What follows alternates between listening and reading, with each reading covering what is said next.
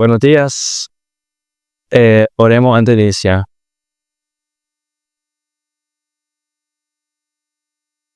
Señor mi Dios, qué gran privilegio que podamos tener este primer domingo, mi Dios, y reunirnos en su casa y cantar, alabar su santo nombre de la manera que lo hemos hecho. Si preguntaran, Señor, ¿cuál es la mejor forma de iniciar este año, Dios mío? Sería esta, Padre, reunido en tu casa, Señor, proclamando quién es usted, mi Dios, confesando con nuestra boca, alzando nuestras manos, Dios, diciendo que es por su misericordia que estamos aquí. Mi Dios, oro de una manera especial por este inicio de año, oro por esta iglesia, Señor. Usted sabe cuánto le necesitamos, Dios. Más bien, nosotros somos los tontos, Señor, que olvidamos, así como me ha mostrado a mí, Señor, mi terco y perverso corazón, Señor. Así que muéstrenos, Señor, nuestra miseria lejos de usted, Señor. Necesitamos entender y ver y muéstrenos el privilegio, el gozo, los manantiales de agua viva, bella, fresca, abundante que hay estando con usted, Señor. Renueve nuestra mente y entendimiento en nuestro corazón, Dios, que este año 2025 sea mucho más claro y evidente para nosotros, Dios, la necesidad inmensa que tenemos de vivir para usted, Señor. Renueve este corazón, Señor. Ponga en mí el deseo constante de meditar, de descansar, de seguirlo, de conocerlo, de servirlo, de adorarlo, Señor. Ponga el deseo en nosotros, Dios, de vivir con propósito y una vida abundante y buena, Dios. Nada de esto sería posible si no fuera por usted, Señor. Gracias por lo que hace, Dios, y ruego por la familia, mi Dios, ruego por las personas, Señor, que usted va a traer a la iglesia este año. Oramos por sus corazones, Señor, y oramos por el nuestro en Cristo Jesús. Amén. Bueno, bienvenidos sean. Feliz año nuevo. La verdad que es un privilegio poder estar con ustedes hoy. Seguimos estudiando Samuel y como les dije la semana pasada, esta es como la segunda parte de la prédica de la semana pasada. Si ustedes recuerdan, la semana pasada hablamos sobre las metas que deberíamos de tener el 2025 y hablamos de 4 metas este 2025. Número 1 era conocer más a Dios. Número 2, servir bien a Dios. Número 3 era adorar correctamente a Dios. Número 4, ama y estima lo que pertenece a Dios. Entonces, conocer, servir, adorar y estimar o amar lo que pertenece a Dios. Y hoy vamos a seguir hablando sobre esta familia, sobre la familia de Elí y la familia de Elcana. Hoy voy a estar como concentrándome más en el tema que tienen en sus pantallas, instruir a generaciones piadosas para Dios. O sea, hoy más que nunca es tan necesario. O sea, me han estado, tal vez porque es año nuevo, pero me han estado saliendo muchos videos como de padres ya como cansados, ¿no? De tanta... Bueno, me salió uno muy interesante, unos padres cansados del celular de su hijo, de que los consumía tanto que un padre estaba llorando y diciendo, extraño a mi hija, y increíblemente lo que había separado a este padre con su hija era el celular. Entonces yo me quedé, wow, qué interesante, porque eran gente, pues, no latinos, sino no sé qué país eran.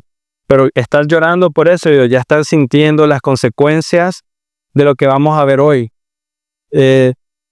Ahora vamos a ver algunos ejemplos prácticos. La semana pasada era conocer, servir, adorar y amar.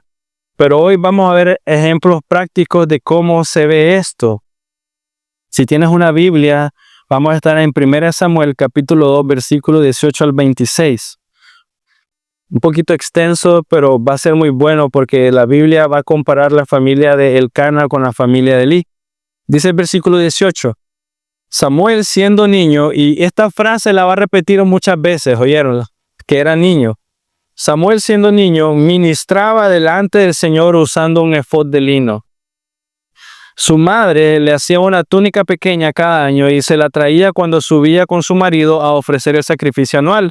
Entonces Elí bendecía a Elcana y a su mujer y decía, que el Señor dé hijo de esta mujer en lugar del que ella dedicó al Señor, y regresaban a su casa. Y el Señor visitó a Ana y ella concibió y dio a luz 3 hijos y 2 hijas. Y el niño Samuel, otra vez repite, crecía delante del Señor. O sea, gloria al Señor. Ahora ella, de no tener nada y haber dado el suyo, ahora 3 varones y 2 hijas. Dios le dio media docena. Y luego el versículo 22. Elí era ya muy anciano y oyó todo lo que sus hijos estaban haciendo a todo Israel. Esa palabra ahí es muy importante, a todo Israel. O sea, es como que un pecado grave que todo Israel sabe o todo Israel está sufriendo.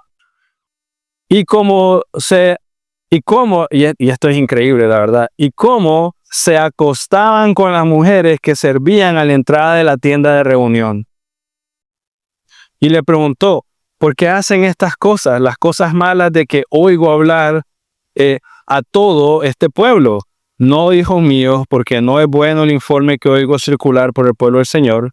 Si un hombre peca contra otro, Dios mediará por él, pero si un hombre peca en contra del Señor, ¿quién intercederá por él? Pero ellos no escucharon la voz de su padre, porque el Señor quería que murieran. Y 26, y el niño, una vez más Samuel, crecía en estatura y en gracia para con el Señor y para con los hombres. Vamos a ver algunos ejemplos prácticos sobre cómo cumplir las metas que miramos la semana pasada. Y en esta parte del libro de Samuel, vemos nuevamente esta comparación, ¿no? Está comparando, el autor está comparando la familia de Elí con la familia del Cana. Nos muestra la diferencia entre padres piadosos, Elí y Ana, que desean que su hijo sirva al Señor, que desean ellos como familia adorar al Señor, y vemos como las consecuencias de un padre pasivo. No se nos dice nada de la esposa de Elí, pero vemos las consecuencias de un padre pasivo que ha perdido el corazón de sus hijos.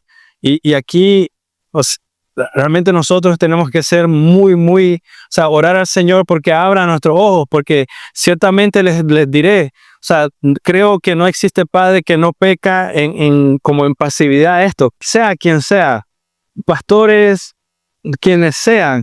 Va a llegar un punto en nuestra vida donde minimizamos las cosas, donde creemos que todo está bajo control. Mi hijo me trae buenas notas, me obedece, entonces le estoy haciendo un buen trabajo, ¿no?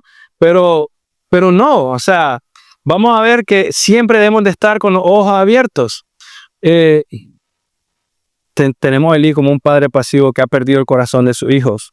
Y entonces oro y oro realmente y espero que esta prédica sirva de ánimo para todos nosotros, ¿no? Que cuando Dios nos revele eso, no desanimar, sino que ver que hay esperanza y nos anime a no solo a los padres, sino a futuros padres que están aquí, ¿no? Escuchando, o tus amigos, incluso conocidos, que seamos animados a poder ver la importancia que hay, como dice el título, de criar generaciones piadosas. Es realmente importante.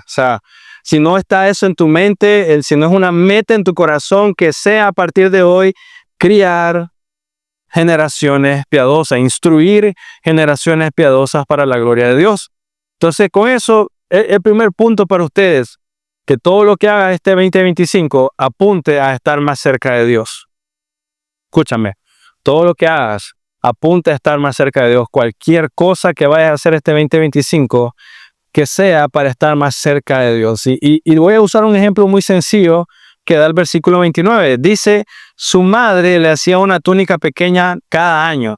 Y yo te haría una pregunta, ¿para qué le lleva esa túnica cada año a su hijo, a Samuel? Entonces, déjeme darle un pequeño ejemplo que no es muy implícito en lo que estamos leyendo. Pero imagina que solo puedes ver a tu hijo, no es así, pero imagina que solo puedes ver a tu hijo una vez al año. Tu único hijo, todavía Ana no ha tenido otro hijo. Imagina que solo puedes ver a tu hijo una sola vez al año.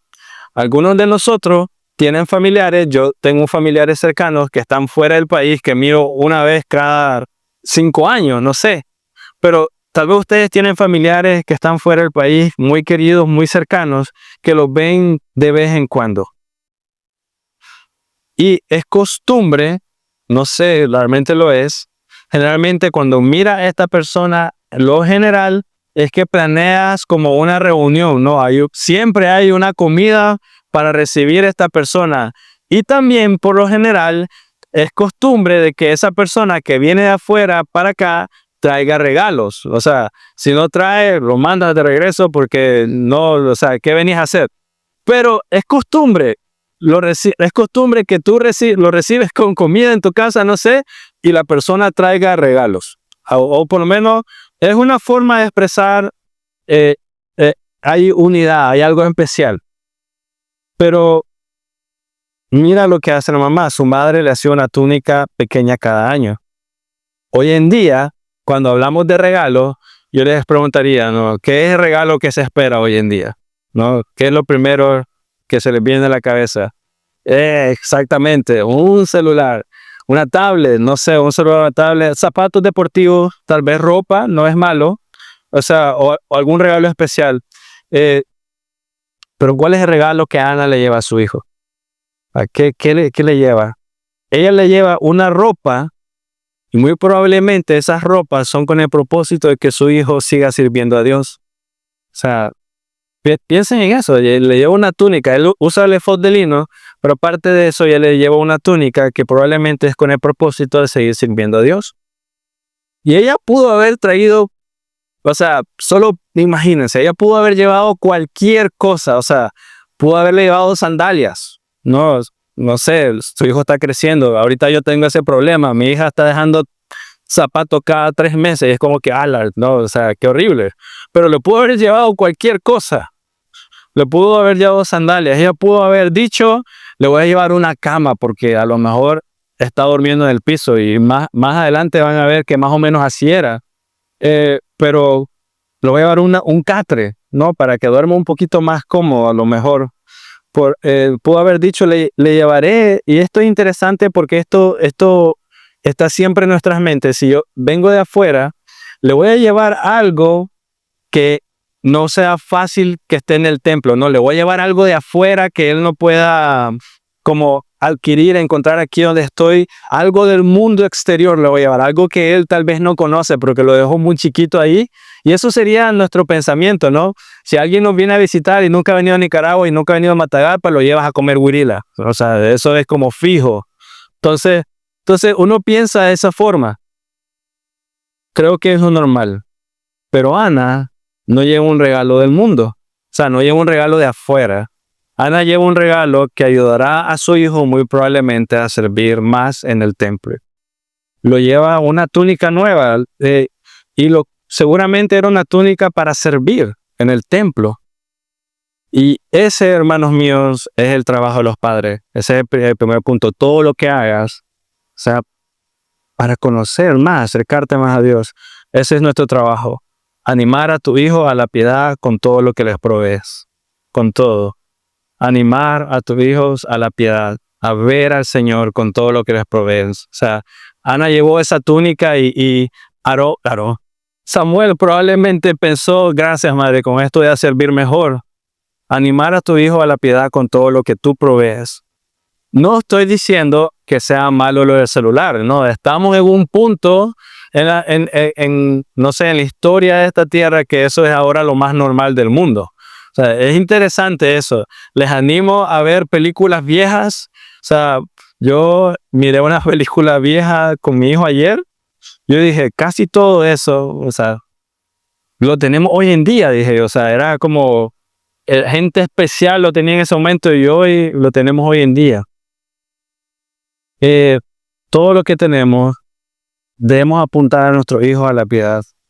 No es malo el celular nuevo, no es malo los zapatos, cualquier cosa, pero todo lo que le demos a nuestros hijos debe tener este sabor de apuntarlo al Señor, apuntarlo hacia quién es Dios.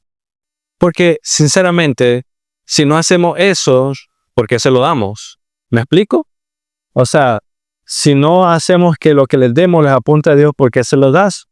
Porque si se lo estás dando y no es para apuntar al Señor, entonces lo estás distrayendo. O sea, te imaginas que, aunque no, obviamente no es posible, Samuel está sirviendo en el templo y viene Ana, hijo, te traje un celular para que hablemos todos los días.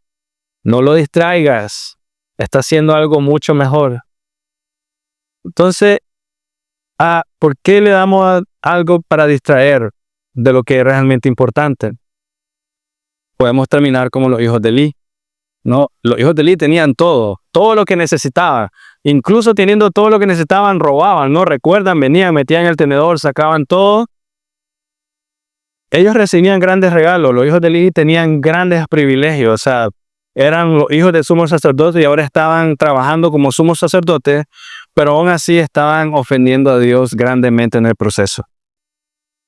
Así que debe enseñar a tus hijos que el regalo no es lo más importante. El regalo realmente no lo es.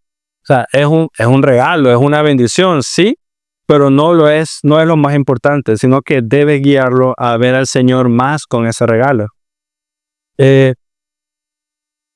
La pregunta que te puedes hacer, y no me malentienda, no estoy diciendo que no deben de regalar a sus hijos cosas, pero en el momento que Dios te bendiga para darle a tu hijo algo que a lo mejor tú no tuviste, porque eso me decía mi madre a mí, yo recuerdo, o sea, es que estoy trabajando para darte lo que yo no tuve. Bien, excelente, pero en el punto que le estás dando lo que tú no tuviste, ¿cómo puedes usar ese regalo para que lleves a tu hijo a poner la mirada más en el Señor? Esa debe ser una buena pregunta, que antes de dárselo, ¿cómo puedes usar este regalo para que tu hijo ponga más la mirada en el Señor? Que lo recuerde cada vez que lo agarre, lo que le dijiste. Realmente puede ser cualquier cosa, y le voy a dar un ejemplo, un extremo. Estoy hablando de celulares, pero voy a dar un ejemplo porque cuando estaba escribiendo esto me salió uno de estos videos cortos y la verdad que me golpeó bastante. Miré un pequeño video de una familia venezolana. Ustedes más o menos saben cómo está ese país ahorita. Y era un padre que venía de trabajar, venía en moto y yo, o sea, como lo escaneé todo, botas de hule, no en moto, y los niños lo recibieron sin camisa y con short y contentos y alegres, y la mamá estaba grabando, creo yo que era la mamá, y estaban súper contentos porque el papá les había traído un regalo. Y entonces yo me quedé, ¿qué será? Digo yo, no, porque no miraba nada, o sea, lo traeré en la bolsa, decía yo, no sé. Y luego el hombre se baja de la moto y tenía una bolsa atrás, chiquita. Entonces una bolsa negra, la quita y todo, y cuando saca la bolsa, era una pizza de cuatro slices. Y los niños estaban como extasiados, era como que el más chiquito estaba pizza, como con la cara y todo. Y lo que me sorprendió no fue tanto eso, o sea, eran los niños más felices del mundo con una pizza de 4 slices.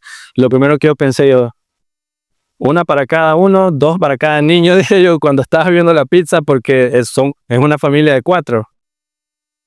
Pero antes de nada, lo que me golpeó más todavía, no solo ver la felicidad de ellos, oraron. O sea, el papá vino y oremos, hijo, y yo me quedé, me golpeó muchísimo. Porque digo, estos hombres, o sea, estas familias, estos niños están recibiendo esto con tanto gozo, y en medio de eso están orando al Señor y agradeciéndole por una pizza. Y luego yo dije, jovero, la semana pasada yo comí pizza, dije yo. Entonces,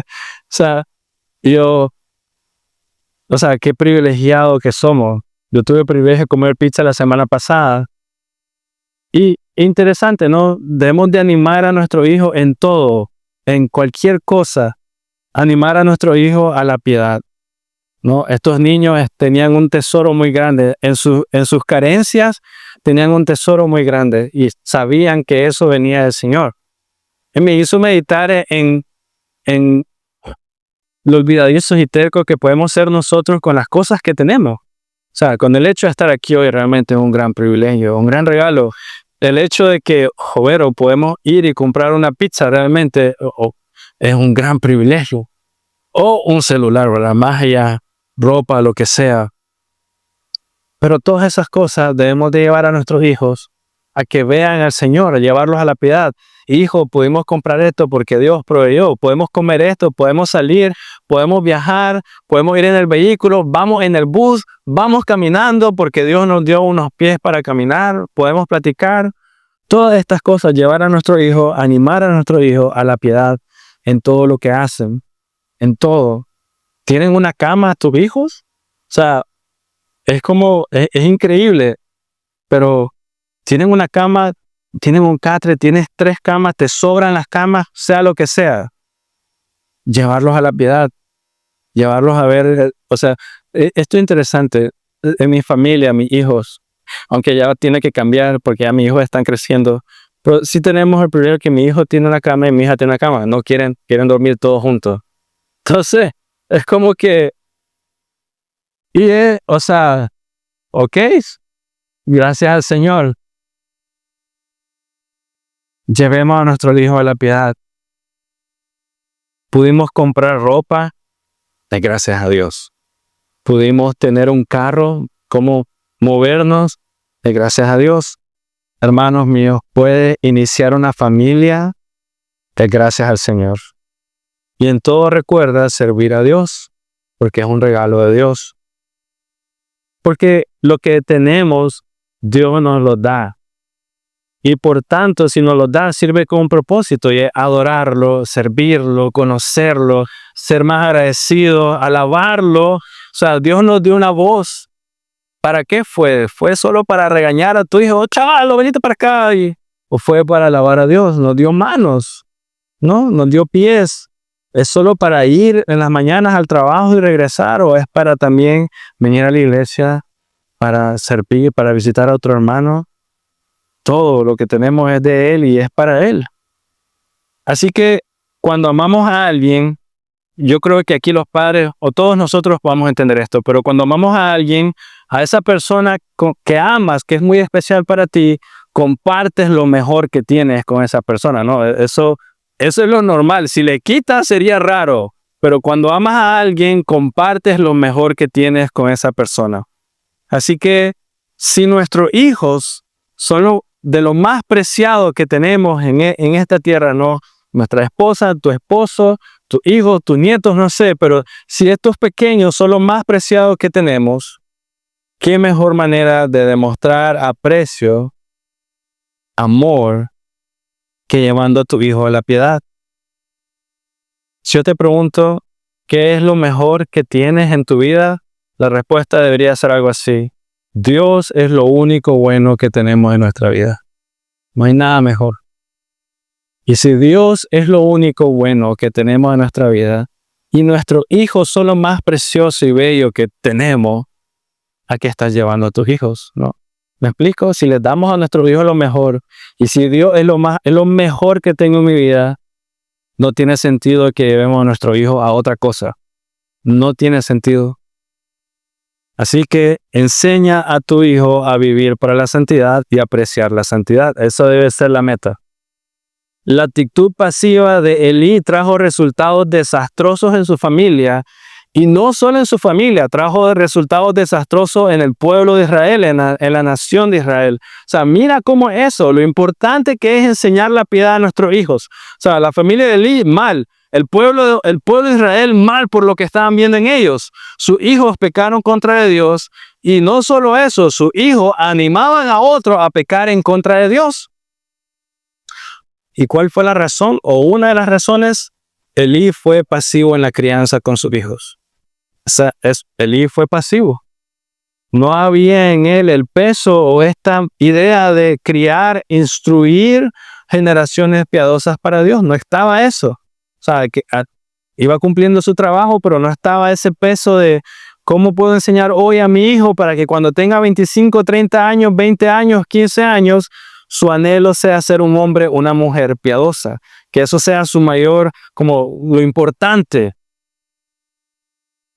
¿Qué nos enseña esto de Elí y de sus hijos? Saber información de Dios en la cabeza no siempre se traduce en accionar, en actuar bíblicamente, o actuar correctamente. Saber información, mucha información de Dios no siempre se traduce en actuar bíblicamente. Elí conocía las reglas. Elí sabía las consecuencias de los pecados de su hijo. Elí conocía la historia, o sea, él sabía. Pero nada de eso le ayudó para amar a sus hijos correctamente. Siguió siendo pasivo. ¿Qué debemos de buscar nosotros?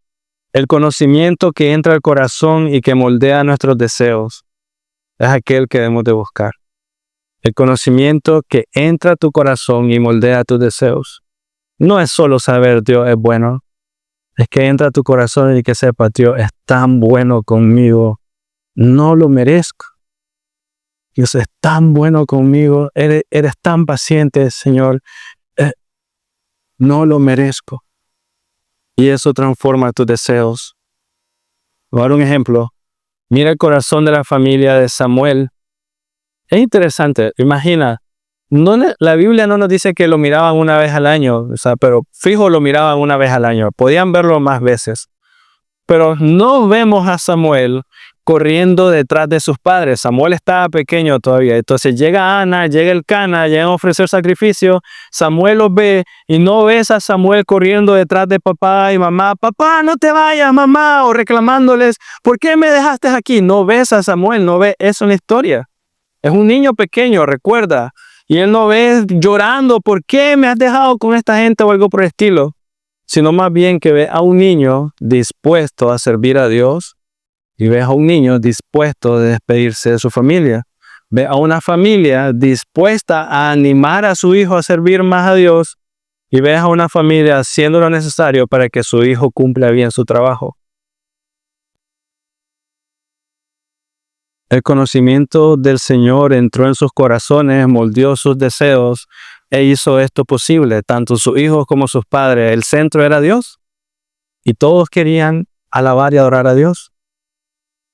Y eso nos hace entender que no es una locura vivir para el Señor, no lo es, sino que es lo normal. O sea, esto que, no sé, ¿quién de nosotros, no? Tal vez no aquí, pero ¿quién de nosotros, si le dicen a tu hijo, te vas a quedar aquí, hijo, en la iglesia? No me dejes aquí. O sea, una vez me pasó eso con un niño y para mí fue muy especial. O sea, la mamá le dice, hijo, vámonos.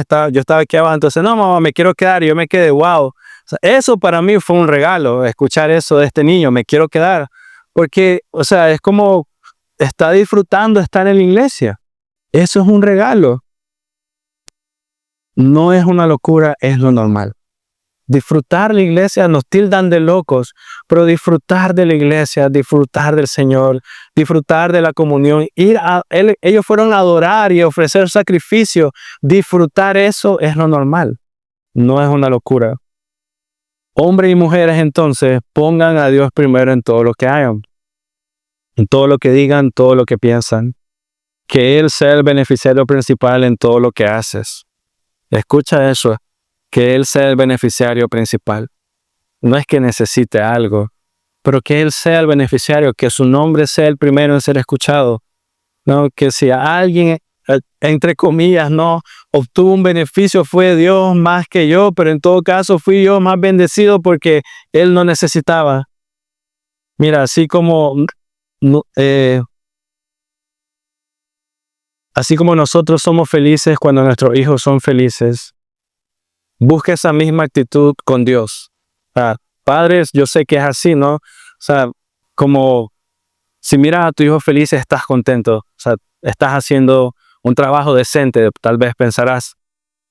Que sea esa misma actitud con Dios. Me gozo porque Dios es mi gozo, ¿no? O sea, en la salud, en la enfermedad, Dios es siempre mi gozo.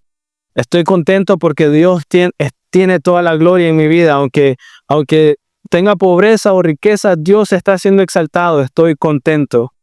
Me siento tranquilo porque Dios está en el trono, no soy yo el que está dirigiendo este barco, es el Señor quien me está guiando mi vida.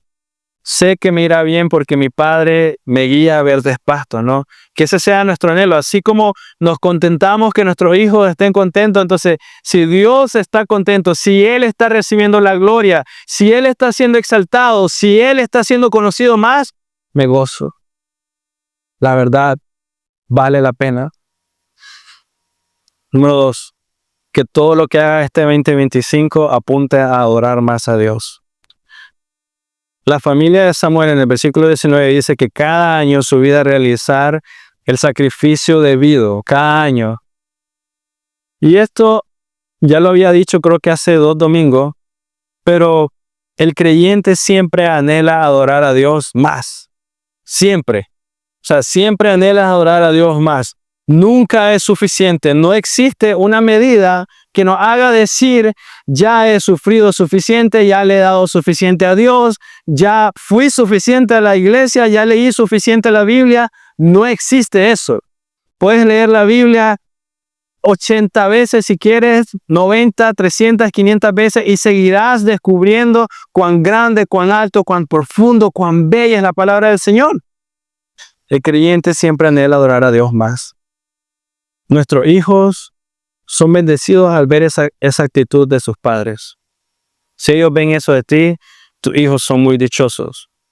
Así como la identidad de tu hijo es fortalecida porque te ve a papá y a mamá amándose y trabajando juntos, la identidad de tu hijo es mucho más formada cuando ven a sus padres adorando a Dios con todo su corazón. O sea, recuerdo una vez mi hijo en su inocencia, estábamos pasando por algunas dificultades económicas y la respuesta de mi hijo fue, Dios va a proveer, papá, anda a la caja. Yo, no, hijo, eso no es para eso.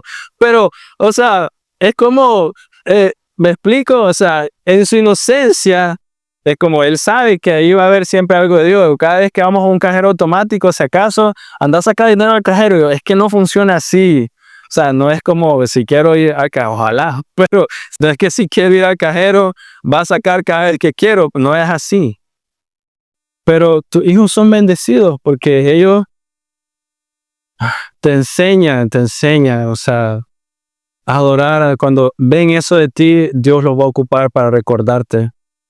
Ana y Elcana no dijeron, ya dimos a nuestro hijo como ofrenda, ¿no? O al templo. ¿Qué cosa más valiosa podemos dar? Ya es suficiente. No dijeron eso.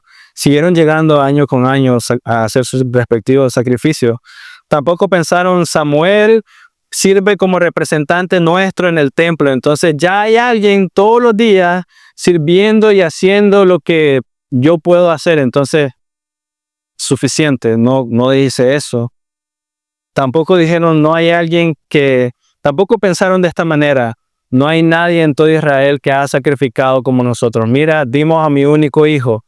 Entonces, dimos lo más valioso. Ya es suficiente. Que alguien más haga más. Que alguien más trabaje. No dijeron así. No vemos en ninguna parte actitud así de Ana ni de Elcana. Más bien, en Samuel, ellos ven una razón mucho más para ir cada año a adorar al Señor, a ofrecer su sacrificio. Lo ven como una razón más fuerte como para ir y no como una razón para quedarse. ¿Me explico? Versículo 20 y 21 dice que el Señor te dé hijos de esta mujer en el lugar de que ella en el lugar del que ella dedicó al Señor. Y esto es un pequeño paréntesis porque quiero hacer como una línea de tiempo para ustedes. En esta escena, en el versículo 20 y 21, por lo menos de lo que se nos presenta en la Escritura hasta el momento, es por lo menos la tercera vez que tienes una escena donde Ana y Elcana están juntos. La primera es cuando ella estaba llorando y que el hombre pensó que estaba ebria. La segunda es cuando ella fue a dejar a su hijo. Aquí está, por este oré. Y esta es la tercera escena donde vemos que ellos regresaron a ofrecer sacrificio. Entonces, si esto fuera así, Samuel por lo menos tiene entre 4 y 5 años en esta escena. 4 o 5 años. Luego el versículo 21 dice, Dios dio a luz a 3 hijos y 2 hijas. Aquí está el versículo para ustedes. Mateo 19, 29. Mateo 19, 29. Dios dice, Dios dio a luz 3 hijos y 2 hijas. ¿Y esto qué significa? No se pierde nada, hermanos, al adorar a Dios. Tú no pierdes nada al entregar tu vida a Dios. Y lo que crees que pierdes, realmente no lo pierdes. Él siempre da más de lo que nosotros necesitamos. Él siempre da más de lo que nosotros merecemos. Mateo 19, 29. Entonces, mira, Ana no tenía hijos, le dio a Samuel. Ella entregó a su hijo. Y ahora el versículo 21 nos dice que le dio después 3 hijos y 2 hijas. Mateo 19, 29, entonces, se los comparto. Este es el versículo que dije que yo pensé en ustedes.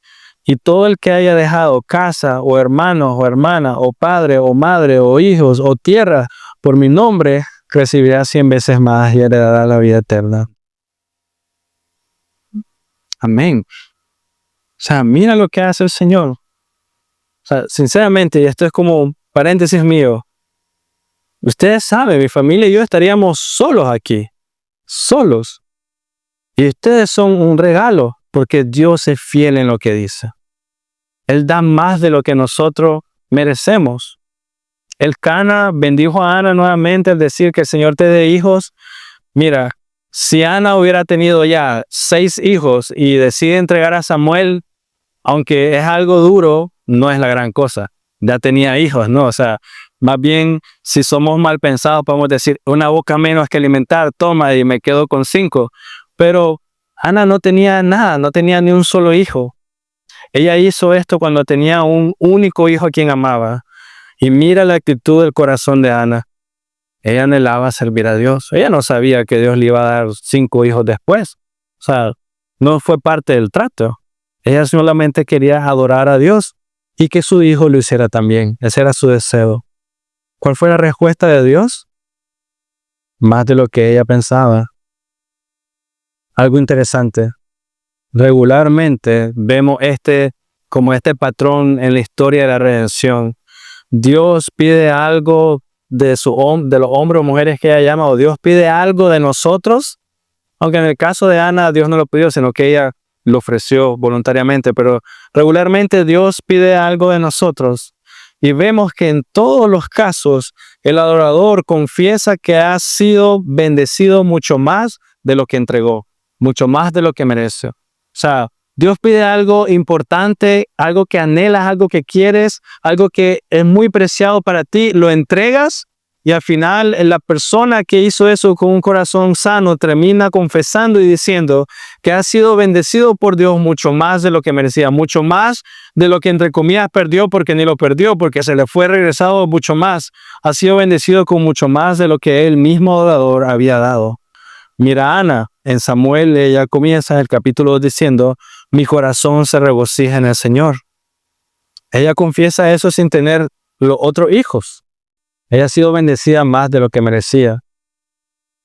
Entonces, hermanos, si tenemos una salida especial con nuestra familia y nuestros hijos se alegran, si vamos a comer con nuestros hijos, como el ejemplo de la pizza, y tus hijos se alegran, si vamos al parque y tus hijos se alegran, entonces, hermanos, que sea nuestro trabajo, que si vamos a la iglesia a servir al Señor, que tus hijos se alegren más.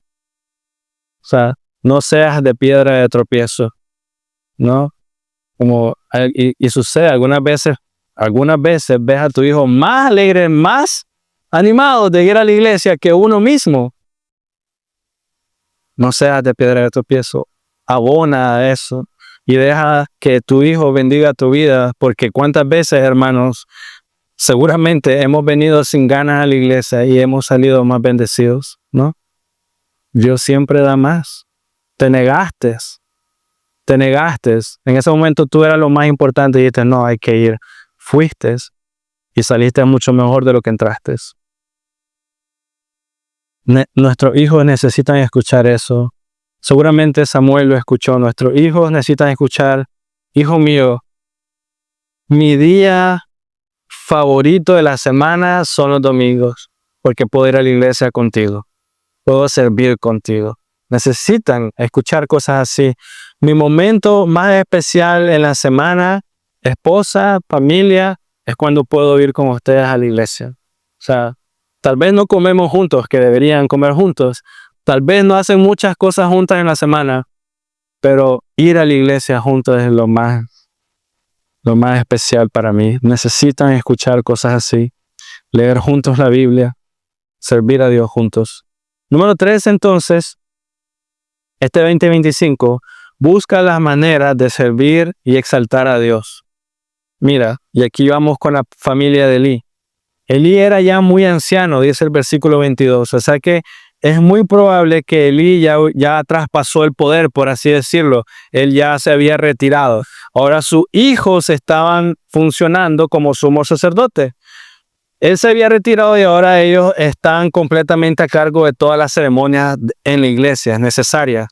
Y luego el versículo dice, oyó todo lo que sus hijos estaban haciendo a todo Israel. Y esa frase nos muestra que Elí no estaba presente. Si Elí oyó, él ya no estaba ni en el templo, se había ido a quién sabe a dónde a descansar. Él estaba oyendo todo lo que sus hijos estaban haciendo. El versículo 12 nos dice ya que los hijos eran hijos indignos. Yo les explicaba la semana pasada que eran hijos de Belial, los hijos del diablo. Nos dice que Ana después tuvo 3 hijos y 2 hijas. Entonces aquí otra vez estoy haciendo algo de tiempo. Yo les he dicho que Samuel por lo menos tenía 4 o 5 años. Después de eso vemos esto que dice que Elí bendice a Ana y tuvo 3 hijos y 3 hijos y 2 hijas. Entonces, a menos que alguno de ellos han sido mellizos o trillizos, han pasado por lo menos 5 años, un hijo por año, no 5. Han pasado por lo menos 5 años más. Y en 5 años más, o sea, ya antes ellos eran hijos indignos. 5 años más, Elí está escuchando de sus hijos todo lo que están haciendo, de todo el pueblo de Israel. ¿Qué ha hecho Elí a estas alturas? ¿Cuánto tiempo ha pasado? Ha pasado por lo menos 5 años. ¿Qué ha hecho Elí? Hasta el momento, según las escrituras, nada. No solo esto, sino que vemos un pecado todavía peor en los hijos de Elí y que su padre seguramente escuchó. Versículo 22, se acostaban con las mujeres que servían en la entrada de la tienda de reunión. Debe de sorprenderte que la Biblia hable de esto y de los sumos sacerdotes del pueblo de Israel.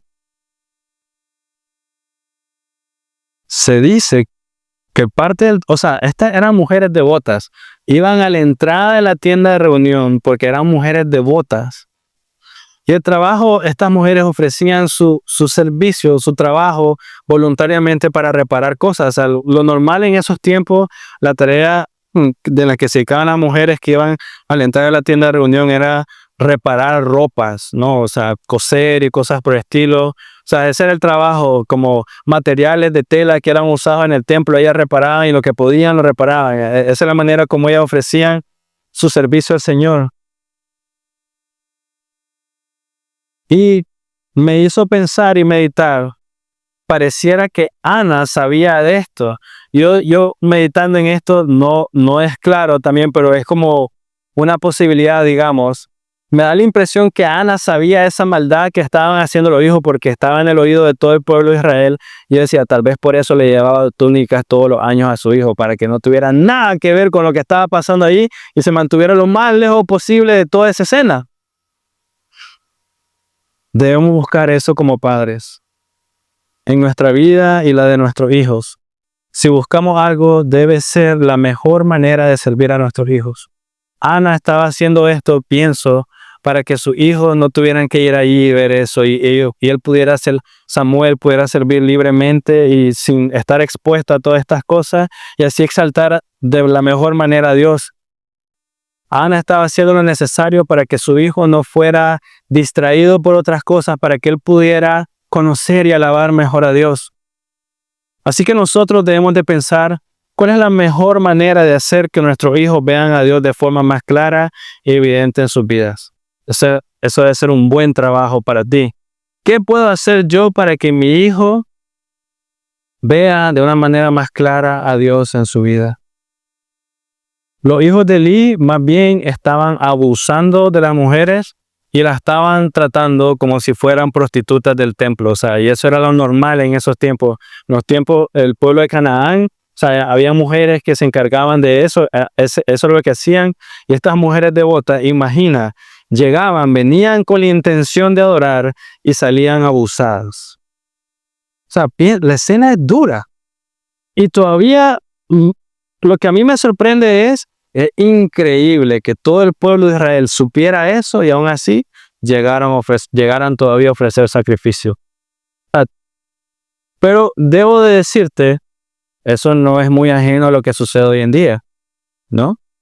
¿Cuántas veces conoces pastores que sabes que son tal vez así o peores y aún así la gente sigue llegando?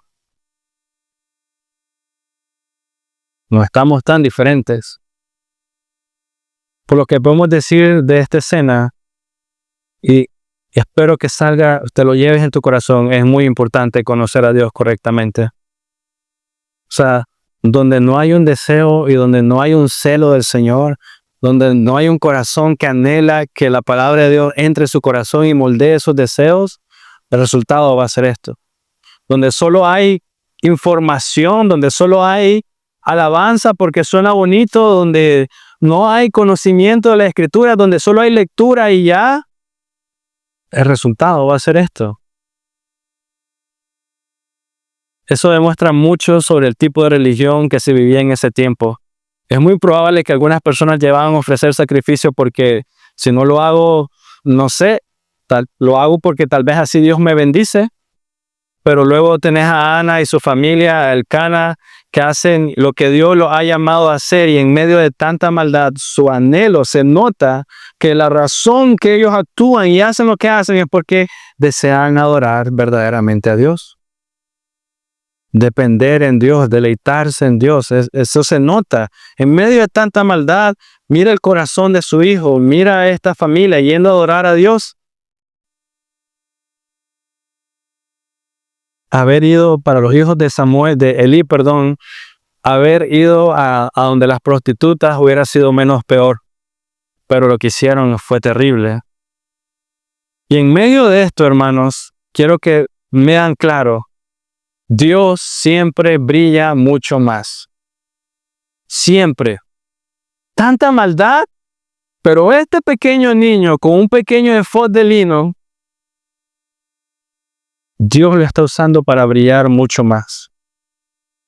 La esperanza brilla mucho más. El gozo de esta familia brilla mucho más en medio de tanta maldad. Versículos 23 y 24 de 1 Samuel capítulo 2. Y les preguntó, ¿por qué hacen estas cosas? Le preguntó Samuel a su hijo, las cosas malas que oigo hablar de todo este pueblo. No, hijos míos, porque no es bueno el informe que oigo circular por el pueblo del Señor. La manera que Elí está formulando su pregunta no es como la de un padre que está averiguando si es cierto que sus hijos están pecando. No, él dice, ¿por qué hacen estas cosas? Él ya sabe. No está averiguando, él ya sabe. Todo el pueblo me lo ha dicho, está diciendo Elí. O sea, y esa palabra parece importante, todo el pueblo. Podemos pensar que la forma en que Elí habla con sus hijos, tú podrías pensar que la forma es correcta. O sea, mira, son hijos indignos, están abusando de mujeres, están robando de los sacrificios sagrados y están abusando de su poder, y todo el pueblo de Israel lo sabe y todo el pueblo de Israel lo está hablando de boca en boca. Y mira cómo llega Samuel. Te pregunto, ¿es correcto? ¿Por qué hacen estas cosas, las cosas malas que oigo hablar de este pueblo? No, hijo mío, porque no es bueno el informe que oigo circular. El informe que oigo circular. Te pregunto, ¿es correcto la manera que Elí habló a sus hijos?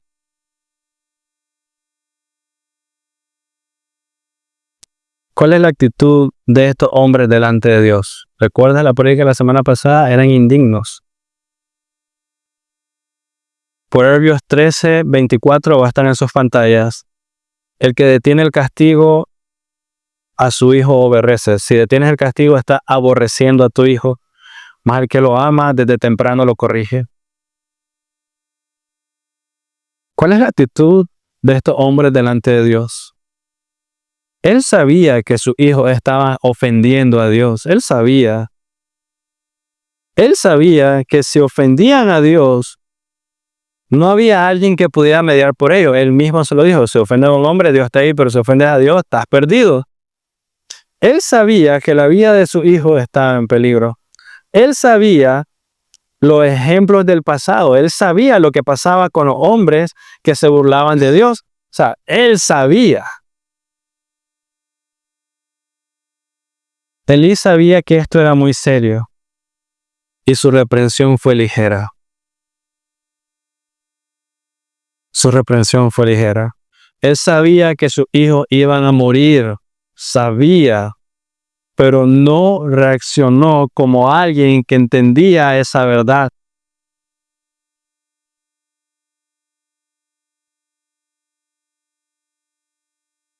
Ellos estaban ofendiendo a Dios y lo estaban ofendiendo constantemente. Ellos estaban abusando de otras mujeres. Llegas así con tu hijo, ¿por qué hacen esto, hijo mío? ¿Qué debían hacer ellos? ¿O qué debía pasar con ellos? La respuesta es fácil porque no son nuestros hijos, pero debían morir. Inmediatamente, debían morir. Pero Dios es paciente, hermanos, y quiere mostrarnos algo mucho más grande que simplemente hacer pagar a alguien por su pecado. Si Dios tiene paciencia para mostrar su justicia, es por una muy buena razón. Y si Dios muestra su machete o su hacha de justicia inmediatamente, es por una muy buena razón. Así que en cualquiera de los dos casos, aprendamos a tener la actitud de Samuel. Si Dios ha sido paciente con el pecado de alguien, o si Dios fue muy rápido, no muy rápido, pero adecuado en contra del pecado de alguien, aprendamos a tener la actitud de Samuel. ¿Cuál? Sirvamos siempre al Señor con humildad y pasión. Samuel seguía sirviendo. Miraba a los papás, a los hijos de este hombre, y Samuel seguía sirviendo. Sirvamos siempre al Señor con humildad y pasión, mucha pasión. Aprendamos a confiar en los signos de Dios, sus propósitos, sus tiempos, su buena y perfecta voluntad. Y así, número 4, este 2025, escucha atentamente la voz de Dios. Mira el versículo 25, ahí tenemos una frase muy importante en la que debemos de meditar. Dice el versículo 25 de los hijos de Eli, ellos no escucharon la voz de su padre. Su padre fue sumo sacerdote, fungió como juez del pueblo. Era un tipo de intercesor entre Dios y el pueblo, y ellos decidieron no escuchar.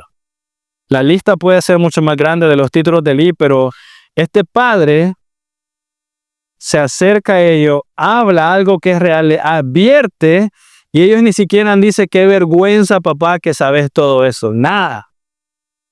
No les importa. No permitamos que eso suceda con nuestros hijos. Hablemos con ellos y asegurémonos que nos escuchen. Comparte con ellos lo que has aprendido de Dios y asegúrate que te escuchen. Asegúrate que ellos escuchen, que vean que es importante para ti, que tú aprendas lo que el Señor te ha mostrado, que ellos entiendan. Así cuando tus hijos sean mayores, van a poner atención. ¿Te imaginas un hombre de 70, 60, no sé, 80 años y vas con tu hijo de, no sé, 50, 60 años, no sé, y todavía llegue, hijo, el Señor me enseñó esto, y que tu hijo te escuche atentamente? ¿O preferirías que diga, estás loco, viejito, no me digas nada? Es un privilegio. Cuando nos negamos a escuchar la voz de nuestros padres, o cuando nos negamos a escuchar la voz de nuestros padres espirituales, ese es el momento de nuestra perdición. Cuando te niegas a escuchar la voz de alguien que te quiere llevar a Dios, ahí inició el momento de tu perdición. El hombre que ignora a Dios, hermanos, ignora su propia alma y el alma de las personas que lo rodean. Piénsalo de esta manera. Si estás ignorando la voz de Dios, entonces, ¿qué voz estás escuchando? Sí. En el caso de Eli, él era muy viejo cuando confrontó a sus hijos. Y da la impresión que la única razón que lo hizo es porque todo el pueblo lo sabía. O sea, salió de su lugar porque ya todo el pueblo le había venido a decir. Entonces, hermanos, aquellos que son sordos a las reprensiones de la sabiduría están claramente marcados para la ruina. Lo que los hijos de Eli están haciendo es exactamente lo que la Biblia dice que sucederá. Voy a ir un poquito más rápido. La vara, dice Proverbios 29:15, la vara y la reprensión dan sabiduría, pero el niño consentido avergüenza a su madre. Amén, todas las madres. La vara, miren, todavía el día de hoy, amén, sí, mi madre me fajeaba, pero el niño consentido avergüenza a su madre. Eso es lo que estaba pasando con ellos. Una vez más vemos la palabra en el versículo 26, el niño Samuel Y esto quiere decir algo importante. Está comparando a estos sacerdotes que han tenido todo, que saben de todo supuestamente, y lo están comparando con un niño humilde que vino de una mujer estéril. Dios está diciendo algo muy importante está por suceder. Dios está enseñando, yo veo el corazón y no la posición del hombre. Está hablando del niño y no está poniendo la atención en estos hombres. Él ve el corazón. Miren a Samuel, dice, creciendo en estatura y gracia con Dios y los hombres. Eso es interesante. Este niño creciendo en gracia con Dios y los hombres. Y te pregunto, ¿qué fue lo que hizo Samuel? Hizo algo especial. Se paraba en el templo, daba un sermón de 1 hora, enseñaba. Mira, Samuel no hizo nada especial. Realmente no. Servía con su corazón al Señor de la manera que pudiera. Sencillo. Y esto nos debe hacer preguntarnos, hermanos, ¿a qué edad a qué edad debería iniciar el interés de nuestros hijos a conocer y servir a Dios? Pregúntate. ¿A qué edad tus hijos deberían de iniciar a preguntarse o interesarse en servir a Dios? Te voy a dar un ejemplo personal. Mi hijo menor tiene 3 años, luego 5 y luego 10. ¿A qué edad debería iniciar yo? El primer día de nacido. Mi hija de 5 años sabe la importancia de servir en la iglesia, aunque con fallas seguramente. Miren, algunas veces que ahí la miro corriendo y haciendo escándalo y yo como que Pero ¿qué puede suceder en la vida de mi hijo si espero más tiempo o si espero más para enseñar estas cosas de vivir para la piedad? ¿Qué puede suceder con mi hija? Hermanos, para terminar, lo bello de esto es que nunca es demasiado tarde. Nunca. ¿Saben por qué?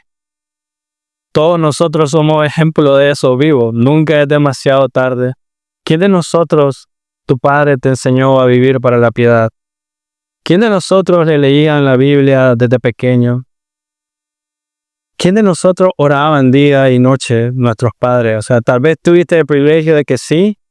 Amén. Qué bueno. Pero la gran mayoría de nosotros, si acaso conocimos algo de Cristo ya más adelante, nosotros somos el testimonio vivo de que no es demasiado tarde. Nunca es demasiado tarde. Así que, hermano, si tienes el privilegio de iniciar hoy con tu familia, en este inicio de año, este primer domingo del año, enseñar a tu hijo o enseñarte a ti mismo a vivir para la piedad, vivir para el Señor, que así sea, ¿no? Nunca es muy tarde. Y va a estar en sus pantallas Joel 12, del 12 al 13. Aún ahora, dice, declara el Señor, vuelvan a mí, escucha, vuelvan a mí de todo corazón. Y mira, con ayuno, si estás ayunando hoy, ya estás cumpliendo el primer requisito. Vuelvan a mí de todo corazón con ayuno, llanto y lamento. Rasguen su corazón y no sus vestidos. Vuelvan ahora al Señor su Dios, porque Él es compasivo y clemente, lento para la ira, abundante en misericordia, y se arrepiente de infligir el mal. Nunca es demasiado tarde. Pero sí debemos de hacer una pregunta. ¿Cuánto tiempo dejaría a tus hijos que estén enfermos de muerte? ¿Cuánto tiempo dejaría a tus hijos que estén enfermos de muerte? Claro que si pudieras hacer algo, lo harías inmediatamente. No dejes que por tu negligencia o por tu propia pereza, no dejes pasar la oportunidad de iniciar hoy si no lo has hecho. Con tu vida o con tu familia. Al ver este ejemplo en la vida de Samuel, algo parece muy claro. Dios nos llama principalmente a pastorear el corazón de nuestros hijos y no tanto solo darle buenas cosas o posesiones. Pastorear el corazón de los hijos los preparará para enfrentar el mal. Mira a Samuel, o sea, está viendo tanta maldad, pero eso no lo cambia. Sigue sirviendo. Puede no parecerlo, pero hermanos, la Biblia nos lo muestra hoy. Cada vez que hay hombres como los hijos de Elí, Dios levanta a alguien como Samuel. Cada vez que hay pastores perversos como los hijos de Elí, Dios levanta a Samuel. La obra de Dios no se detiene cuando los ministros de Dios se corrompen. Y eso debería darnos mucho consuelo. O sea, la obra de Dios sigue. Hermanos míos, realmente es un privilegio adorar a Dios. Es lo mayor que puede haber en nosotros. Mira, Dios bendijo a Abraham y nunca escuchas ahí y lo prosperó y porque lo prosperó vivió feliz para siempre. Vivía feliz porque vivía para Dios. Dios bendijo mucho más a Job, ¿no? Después de todo lo que pasó, pero no escuchas de que él fue feliz porque tenía más. Es porque adoraba más a Dios. Moisés era el líder del pueblo y siguió adelante contento por ello, no porque era el líder, sino porque Dios estaba con él. Siempre el resultado de uno, el Hijo de Dios, en cualquiera sea las circunstancias, se goza en alabar a Dios. Lo que sea, hay verdadero consuelo porque fuimos hechos para adorar su nombre, gozarnos en Él, deleitarnos en Él. Y eso sucede en cualquier circunstancia. Y así que, una última cosa. ¿Cuándo es demasiado tarde? En la vida de aquel que está pecando constantemente, de aquel que peca sin remordimiento y sin miedo del Señor,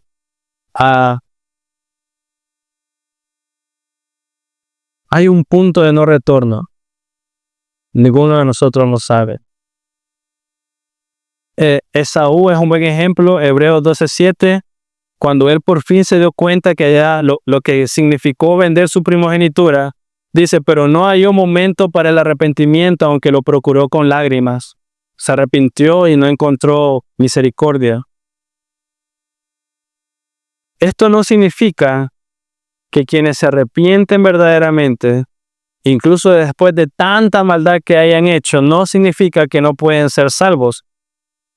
Ciertamente cualquier persona, como leímos de lejos en Joel, cualquier persona puede ser salvo y lo será porque Dios es fiel. Dios es soberano y misericordioso. Pero ninguno de nosotros sabe cuál es el punto de no retorno. Así como está pasando con los hijos de Elí. Los hijos de Elí van a morir. Ese punto decisivo en nuestra vida donde puede ser, o sea, es que ninguno de nosotros sabe. No se trata de cuánto has pecado o de cuántos años has pecado, qué cantidad no se sabe, es diferente. Solo Dios sabe el caso para cada quien. Pero lo que sí nos está llamando de esta historia, y con esto sí termino, Hebreos 3, por favor. Hebreos capítulo 3. El llamado que nos está haciendo la Biblia con esta historia es, sí, no es demasiado tarde. ¿Por qué quieres esperar más? Apresúrate a reconciliarte con Dios. Hebreos 13:15 dice, por lo cual se dice, si ustedes oyen hoy su voz, no endurezcas tu corazón como en la provocación. Así que, hermano mío, si estás escuchando a Dios, no endurezcas tu corazón.